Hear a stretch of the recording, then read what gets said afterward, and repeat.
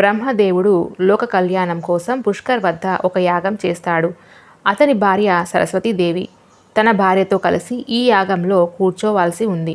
కానీ సరస్వతీదేవి ఈ పూజకు ఆలస్యం చేసిందట. పూజా సమయం దాటిపోతుందేమో అని అప్పుడు బ్రహ్మదేవుడు స్థానిక గొర్రెల కాపరిని వివాహం చేసుకొని యాగానికి కూర్చున్నాడట. కొంతసేపటికి సరస్వతీదేవి అక్కడికి చేరుకుందట.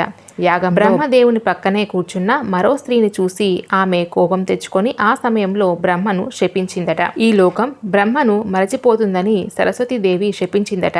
అలాగే బ్రహ్మదేవుడిని ఎవ్వరూ పూజించరని శపించింది. సరస్వతీదేవి కోపాన్ని చూసి యాగం వద్ద ఉన్న దేవతలందరూ ఆమెను శాపాన్ని తొలగించమని కోరారట. కానీ ఇది అసాధ్యం. అయితే భూమి మీద ఒక గుడి మాత్రమే ఉంటుందని, అక్కడ మాత్రమే పూజలు అందుకుంటారని సరస్వతీదేవి చెప్పి బ్రహ్మదేవుని గుడిని ఎక్కడ నిర్మించాలి అని అనుకున్నా అక్కడ మొత్తం నాశనం అయిపోతుందని శపించిందట.